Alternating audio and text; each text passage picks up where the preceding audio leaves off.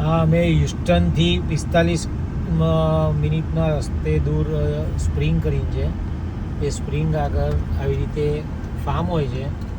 અહીંયા આ રીતે ટામેટા અંદર ફૂલ ઝીંડિયા કરીને ફૂલ આવે છે, બધાની ખેતી એ લોકો કરતા હોય છે. અમે અંદર જઈએ એટલે થોડો વધારે ખ્યાલ આવશે.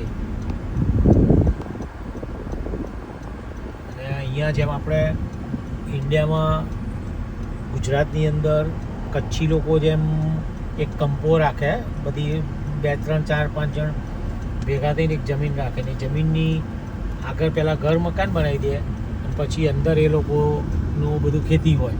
એમાં આ બી જુઓ, આ અહીંના જે ફાર્મર્સ છે એમનું હાઉસ છે, એવા અંદર લગભગ 2, 4 અલગ અલગ હોય અને એ લોકો અહીં રહે અને એની રીતે અંદર ખેતી કરે. અલગ અલગ જગ્યા એ લોકોની અલગ જગ્યા અલગ હોય ખેતીની, જેમ આપણે સેમ ત્યાં આગળ કચ્છી લોકો કંપો રાખીને કરતા હોય એવી રીતે. આ એના ફૂલ ઝીંડિયા કરી જે ફૂલ આવે છે, ફૂલ આપણા સાદી ભાષામાં આપણા ગલગોટા કહીએ ગુજરાતી ભાષામાં, અને જેમ આપણા પેલા ગજારી ગલના ફૂલ આવે એ રીતે આ રીતે એ લોકો અહીંયા બધું ફાર્મિંગ કરતા હોય છે. અત્યારે આખો આ ફૂલનો પટ્ટો છે, એ લોકો ફૂલનું ફાર્મિંગ છે. આગળ જતાં શાકભાજી આવશે. એની ડ્રીપ સિસ્ટમ નાખી દીધી છે. આ રીતે જો આ ભીંડા ઉગાડ્યા છે લોકોએ. આની અંદર આ ભીંડા દેખાય.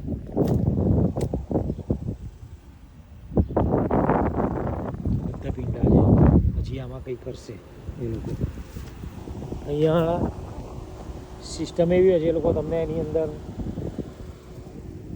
જવા દે. તમને એક પીક કરવા માટે તમે એમ કહો ભાઈ ટામેટામાં પીક કરવા માટે તમને એક વસ્તુ આપે, મતલબ કે તમારે એની અંદર વીણી નાખવાના અને તમારે જાતે વીણવાનું અને એનું પછી વજન કરી લે એ લોકો. આ છે ને બ્લેકબેરીના છોડ છે. આગળ જે વાળ ઉપર દેખાય બ્લેકબેરી છે. બ્લેકબેરી, બ્લ્યુબેરી, જો આપણા જેમ પેલા સેતુ ઇન્ડિયામાં હોય એ રીતે છે. પછી આ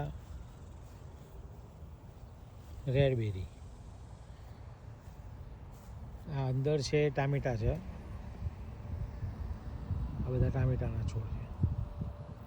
સારા એવા ટામેટા આવ્યા છે એની અંદર.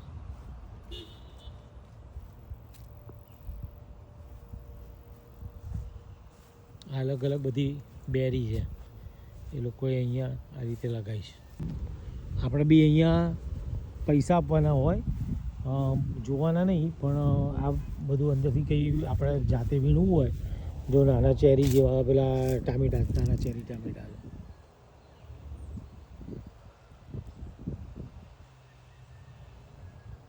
આ રીતે આ જે ડબ્બું છે એમાં પીક કરવાનું અને એની અંદર તમારે વીણી લઈ જવાનું તમારે જે જોઈતું હોય, અને પછી ત્યાં આગળ તમારે વજન કરીને તમને પૈસા આપી દેવાના તમારે.